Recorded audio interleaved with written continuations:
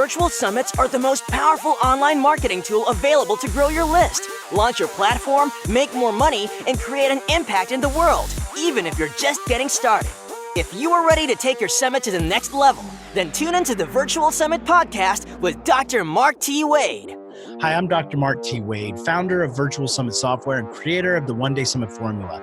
And I'm on a mission to help you, the summit host, get your summit out to the world in a powerful and impactful way. So let's get started. Hey, Summit host, Dr. Mark T. Wade here, founder of Virtual Summit Software. And on today's episode of the Virtual Summit Podcast, we have a treat.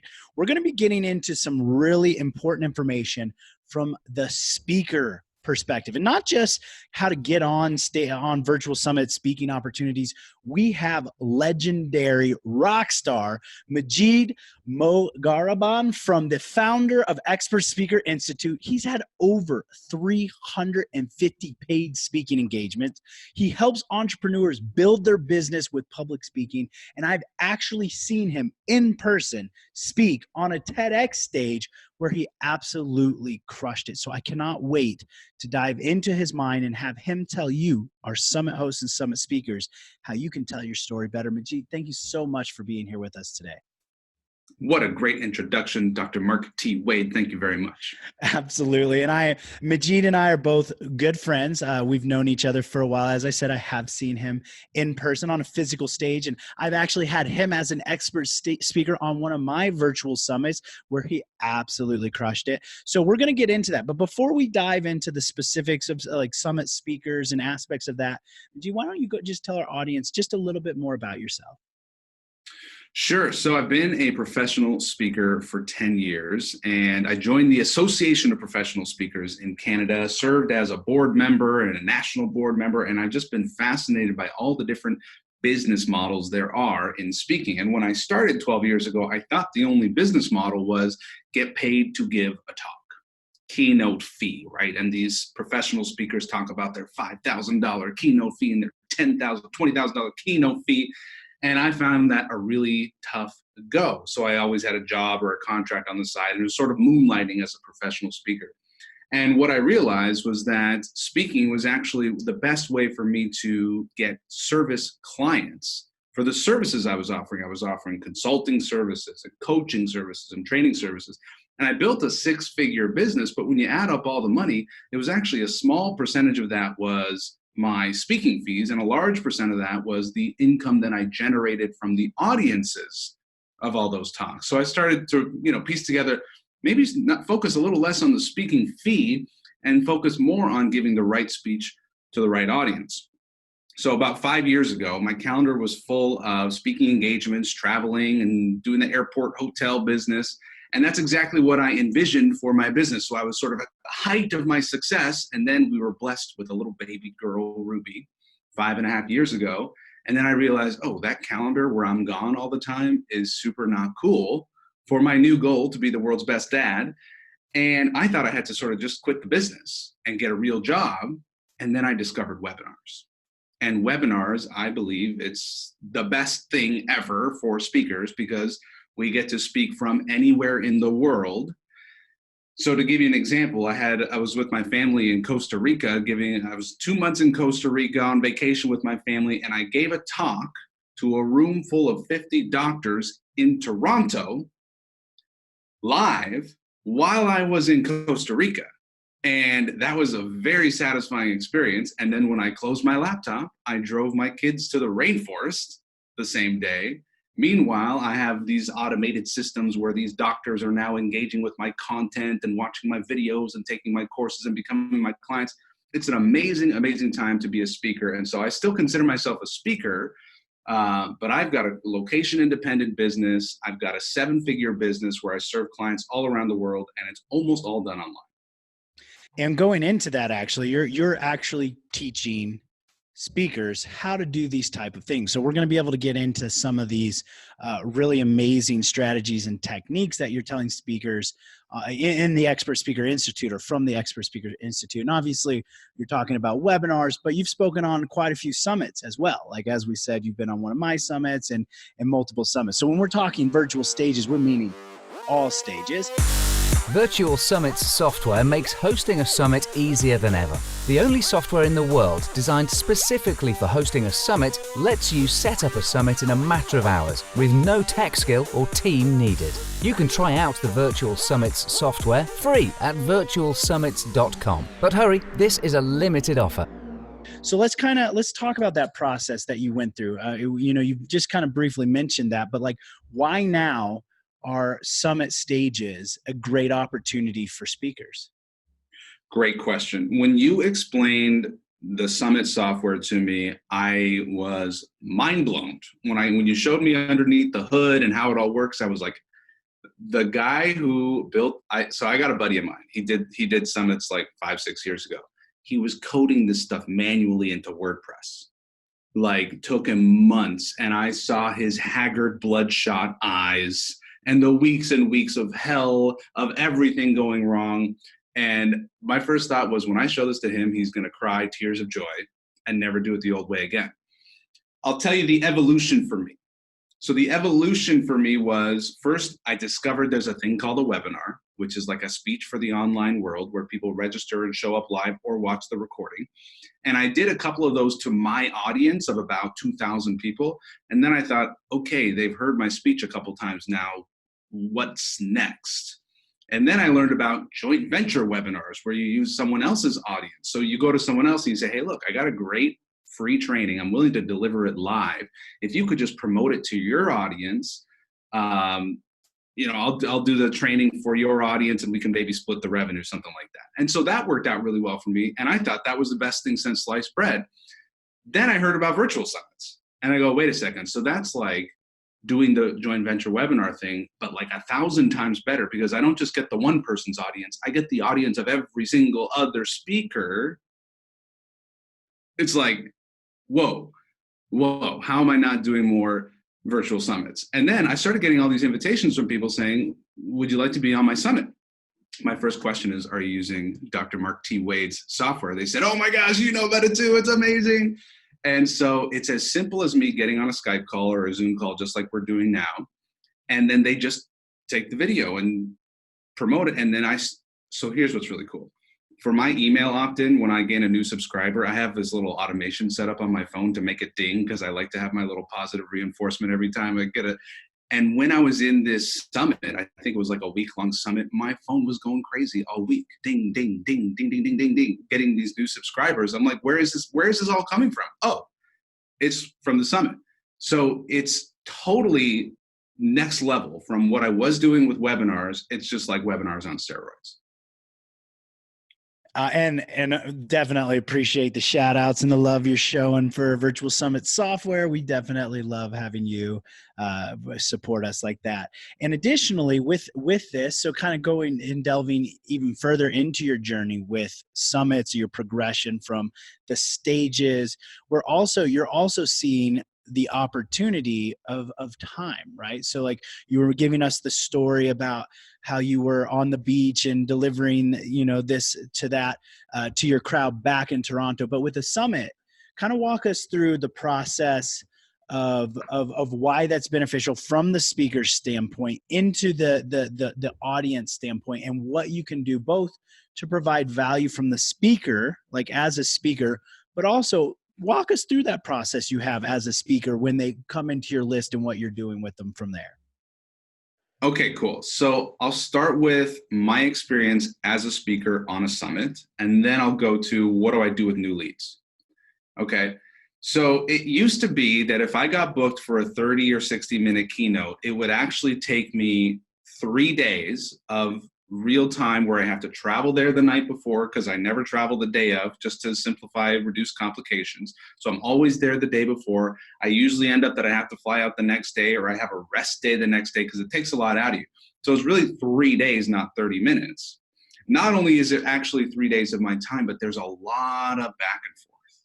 There's a lot of send me a proposal and all this stuff that goes into it, where it just takes so much out of you to do one live talk.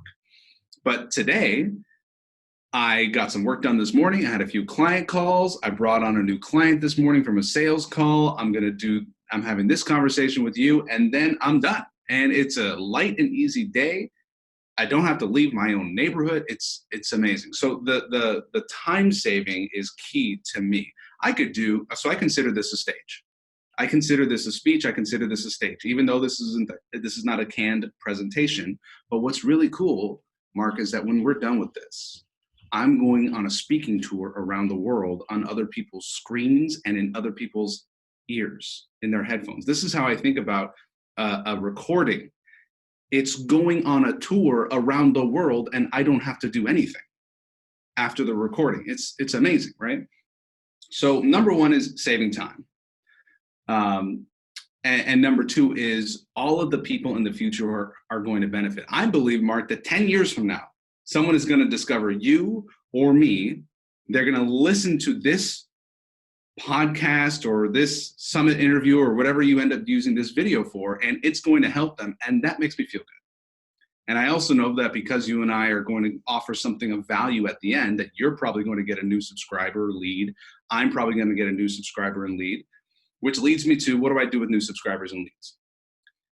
So I have, so if we were to take my laptop down to my other room, I got a scrawling drawing of my whiteboard where I have all of my media properties kind of mapped out on the whiteboard. So I've got the YouTube channel, I've got the podcast, I've got the Facebook and the website. And my goal is to have them going to all of them and subscribing to all of them. And I want to be showing up in their feed. And I know my goal has been achieved when I show up in their dreams. They've been watching so many of my videos. I'm showing up in their dreams, right? Now, all roads, if someone's a qualified client, they want to work with me, which is someone who wants to grow their business with public speaking, I send them to an application page. My hope is that they've watched a bunch of my videos, listened to a bunch of my podcasts, so that when they show up for a live call after they schedule an appointment with me, they go, dude, I've read your book. Dude, I've watched your video. Dude, I've taken your course. You're brilliant. How do I sign up? And I had a conversation like that this morning. Some guy was just like, tell me the number. He said, just tell me the number. I got the Amex. Tell me the number. I'm ready to go. Because he's seen me and he's followed up and he's watched all the stuff. So what I do is I try to infiltrate into their psyche around solving their biggest problem right now.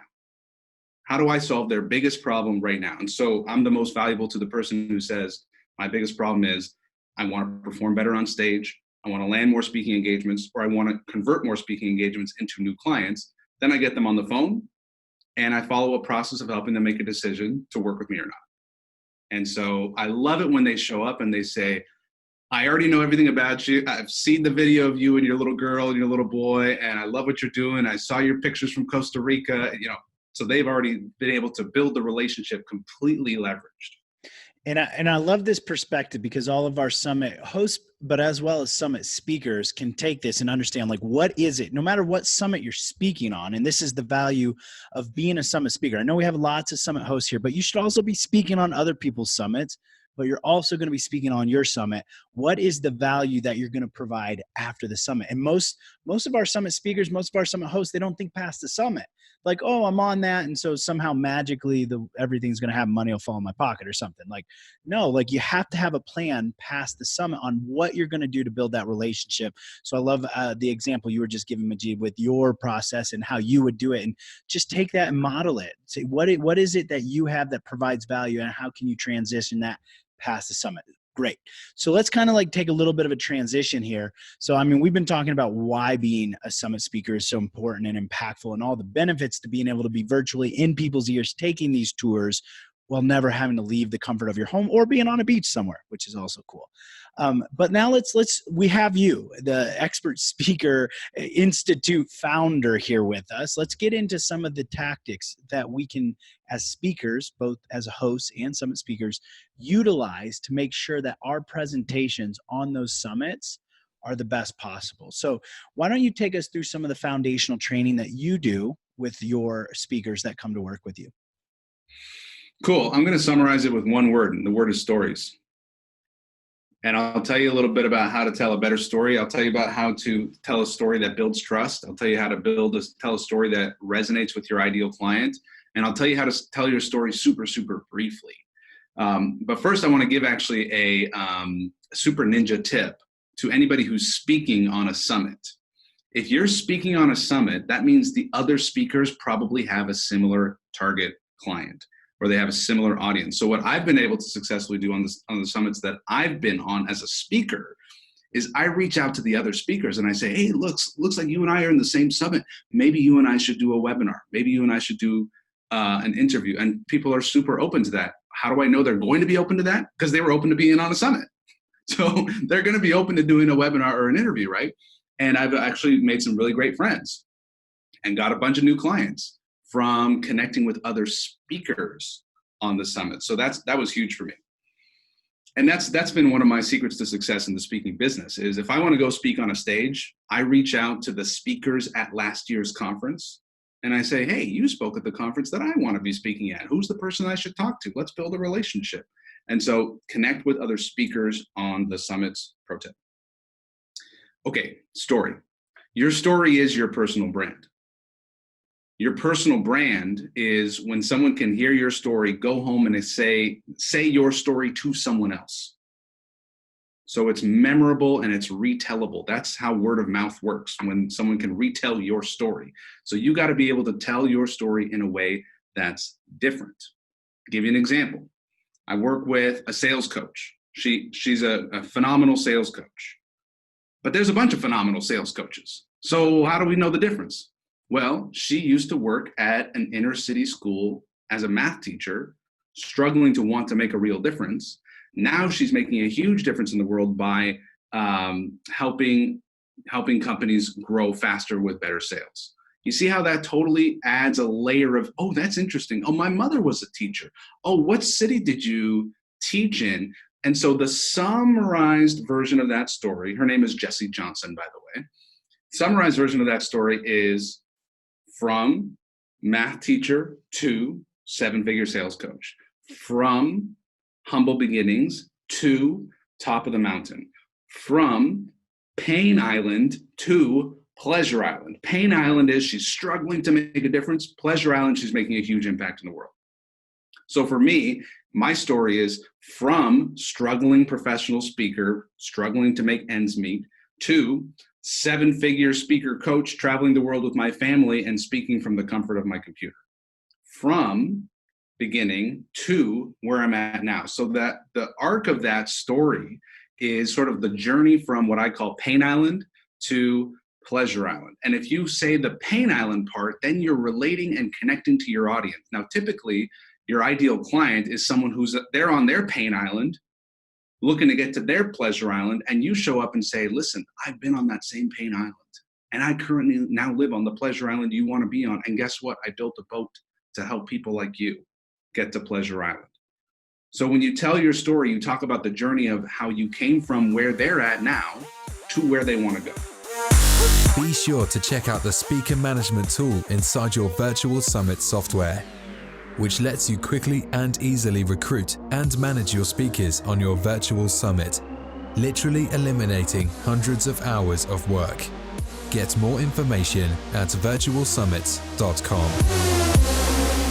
That's incredible. I love that, from Pain Island to Pleasure Island. And you're actually not, because you're even telling a story when you're telling us how to tell a story. Like I'm visualizing, I live in Puerto Rico, so I'm assuming that I'm already on Pleasure Island and I know big boats that I like to go on. So I'm envisioning all of those. So awesome. So let's keep going deeper. We still have a little bit more time with this. So let's go deeper with our speakers and our hosts that are trying to get this out. We're going to tell the story. And so now we're going to make sure we get that. Even if this is an interview, for example, you're on a summit where they're doing interviews, you can still use this framework, this formula to tell your story. Now, let's say we have some content we need to deliver. We want to get these points across. What are some of the better ways to do that? And then maybe like a close, like what's a good foundational close we should do? Very good. Very good. So, we have these generous souls and we want to deliver this wisdom that we've acquired from our life, and we want to cram as much of it in as we can. And we feel like we're giving more when we give more content. Problem is, they're going to forget almost everything, right? They'll remember how you made them feel. But the real measure of success in a presentation, in a speech, in an interview is, did you inspire someone to take action? Because if you entertained them, that's great. If you gave them some information, that's great. But if they don't take any action, what's the point? So how do we inspire people to take action? That's the close you're referring to. So how to fit in the training, the content, the information is you weave it through the story. You weave it through your story, because then it becomes the story of how I figured this stuff out. And why do we use story? There's an evolutionary theory that says humans were optimize their brain to pay attention to stories, because the caveman would come back to the cave and say, all right, listen up. I found some berries. So you got to go down to the river, follow the river till you're going to see a big tree. After the tree, you're going to see a pointy rock. Right behind the pointy rock, that's the berries. And so if you could pay attention and follow the story, you got the berries. If you couldn't pay attention, you got eaten by the tiger. So we've been storytelling from the beginning. People pay attention to stories. In fact, if you take an MRI scan, a brain scan of two people, one person's telling the story and one person's listening to the story, the brain scans are synchronized. You're literally synchronizing your brain to the brain of the person listening to your story. You're painting an image in their mind, so it's captivating. The number one thing we have to do as a speaker is get and keep people's attention so that we can then deliver the information. Now, once we've delivered the information, we have to present them with the decision to take action or not. And really, there's only four things that people are going to do, one of four. Either they're going to do nothing, and for those people in the audience who decide to do nothing, well, we haven't made much of an impact for them. Or they're going to decide to solve the problem that you are presenting to how to solve. They're going to decide, I'm going to figure out how to do this myself. And I feel like that's a fail on my part when someone says, great information, I'm going to go figure this out myself, because I've learned the hard way that do it yourself is slow, expensive, and very, very, very difficult, right? So do nothing, do it yourself, or they're going to go spend money on some other solution that might be way more expensive or inferior in some way, may cause more harm than good. And then option number 4 is they're going to hire you. So do nothing, option 1, do it yourself, option 2, hire someone else, option 3, or hire you, option 4. So what our job is to do in these presentations, in these speeches, is illuminate those 4 decisions. Here's what would happen if you do nothing. Here's what would happen if you try to do this yourself. Here's what would happen if you go spend way too much money on some inferior service. That's why you should do option number 4, hire me. So the call to action at the end is basically to say, do you want to work with me? Do you want to solve this problem? Do you want to solve this problem now? I call this the invisible checklist. And my hope is to have the entire invisible checklist filled out by the end of the speech. So invisible checklist item number 1, do I like this guy or not speaking? If the answer is no, I've tuned out, and I always think I am in competition with the smartphone in your pocket. If that becomes more interesting than my presentation, I've lost you. So checkbox number 1, do I like this guy? Is this relevant to me? Does this speaker understand my world and my problems? Check. Do they understand where I want to go? Pleasure Island? Check. Do they know how to get me there? Check. Do I want to work with this guy? Check. Do I want to work with this guy now? Check.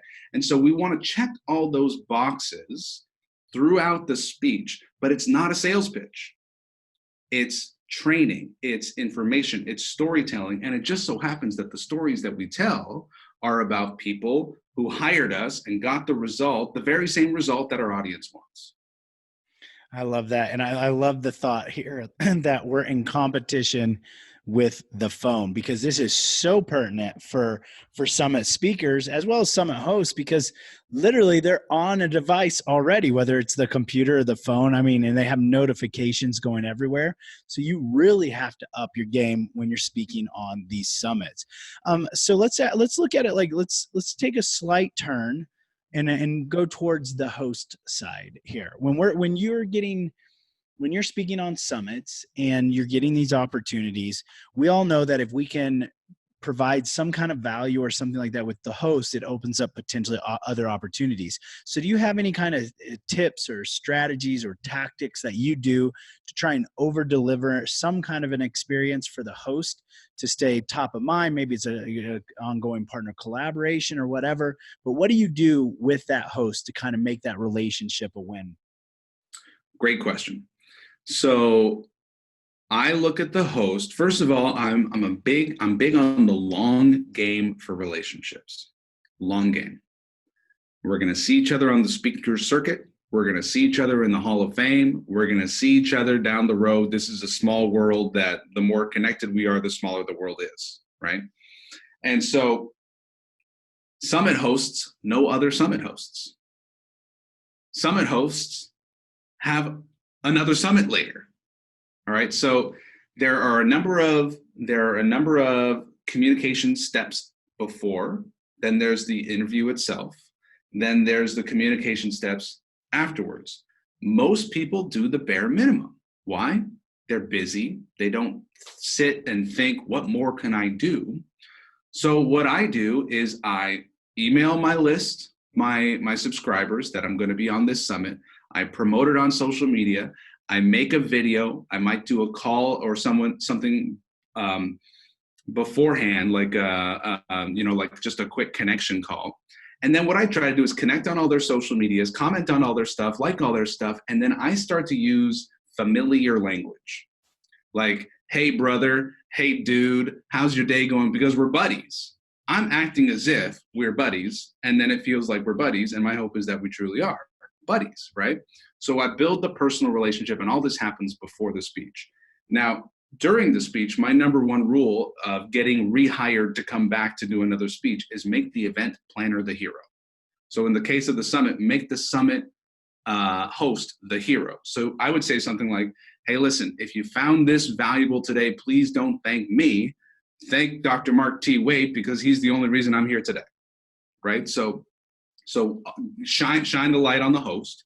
And then afterwards, follow up on all of the positive things that happen afterwards. "Oh my gosh, I got a message from someone, said I'm going to screenshot that message and post it on social media. And thanks, Mark T. Wade. I got this message from a listener from our interview. You're the best," right? And I like to send big thank you cards full of money, which is my referral commission. So anybody that becomes a client as a result of an interview I do, or as a result of a speech that I do, I send money. I send 20%. And so, people often get nice big presents from me after the speech. So, and then we keep in touch. I'll invite them onto my podcast. I'll invite them onto my summit. And so I think of the before, during, and after, and I think of this question. If I knew that we were going to be connected for the next 20 years, how would I treat these first 3 months of this relationship? With the Ever Summit feature inside the Virtual Summit software, you can rerun your summit as if it were live, ongoing forever with one click of a button. This now lets you continue to use your summit forever, bringing in qualified and engaged leads every month into your business. Get more information at virtualsummit.com. That is so powerful right there. And actually, I'm over here taking notes because some of this, I need to implement a couple of these into my strategies as well. And who doesn't like to get big cards full of money? I mean, that's great. So this is amazing. And just to summarize this for everybody listening, whether you're a summit host or summit speaker, over deliver. I love this, that concept you said about, if we were going to be in a relationship together for 20 years, what would I do now? And I think that's so important, the over delivering. And again, it's I think some of our speakers and some of our summit hosts, they get into this worry, my list isn't as big, or my audience isn't as big. I can't send as many opt-ins or sales or whatnot. I think you just nailed it right here, Majid, when you said, when you put it on the fact of how'd you make that host feel? If they feel like you care about them and you're trying, it really doesn't matter how much you send. I mean, if they see you're trying and care, that matters so much more. So I love that. So if you have a small list, for example, you can easily stand above some of the people who have bigger lists by just caring and showing them that you care. So I love this. So as we start to wrap this up now, Majid, what I'd like to do is, one, let the audience, this has been phenomenal. I've got so much great information. One, why we should be speaking on summits, for one, and two, how we can provide better presentations, better experiences on the summits we speak in. Can you let our audience know where's the best place to find you? Where you hang out with? I know they're going to want to pick your brain, get more tips on how they can be a better speaker, more speaking opportunities. Where can they find you hanging out at? expertspeaker.com. And if you want to check out the book, I'm giving it away for free at expertspeakerbook.com. The book is Expert Speaker, 5 Steps to Grow Your Business with Public Speaking. And it reveals all my secrets of how I negotiate my speaking fees, how I land speaking engagements, how I convert speaking engagements into clients, and how you can too. And I have a particular soft spot in my heart for naturopaths and functional medicine doctors who are needing to get the word out about their practice. And that makes up about half of my practices are doctors who are giving local workshops, local presentations, speaking at the Rotary Club, speaking at the Chamber of Commerce, but coming home with $10,000, $20,000, $30,000 in new business, and more importantly, making a much bigger impact in their community. That's amazing. And you're going to be able to get access to everything Majid's talking about here over at the show notes. We'll link to the book as well as to his page and him over on social. So you can go to podcast.virtualsummits.com/071 to get all of this amazing goodness. So Majid, before we wrap this up, why don't you leave our audience with kind of one final piece of wisdom? You can't help people if they don't know about you. And they're looking for you. And they're already attending events, and they're already falling asleep in audiences listening to boring speakers. You can save them. You can save them by being the relevant, entertaining speaker that when they're done, not only are they moved to tears and they laughed and they cried, but they made a decision. And that decision might be that they want to work with you. And I can help you build that speech. I call it the signature speech. And if you're interested in building a signature speech that attracts your ideal client, it will become your most valuable marketing asset, and it will be the best way for you to tell your story. And you should come check me out at expertspeaker.com. And if you like, you can schedule a one-on-one strategy call with me at expertspeaker.com/apply. And we'll go over your story. I'll do what I call story extraction. This is my gift. It's a bit of a voodoo thing where I ask you a couple of questions and I go, boom, here's your story. And that's exactly what you need to tell to your ideal client to make them say, oh, got to work with you. So expertspeaker.com/apply. Let's do some story extraction for you so you can make a bigger impact in your community. I love that. The story extraction. Go over, check Majid out. Thank you so much for the time you've spent here, all the insights, the tips, the strategies that you shared with us. Thank you, Majid.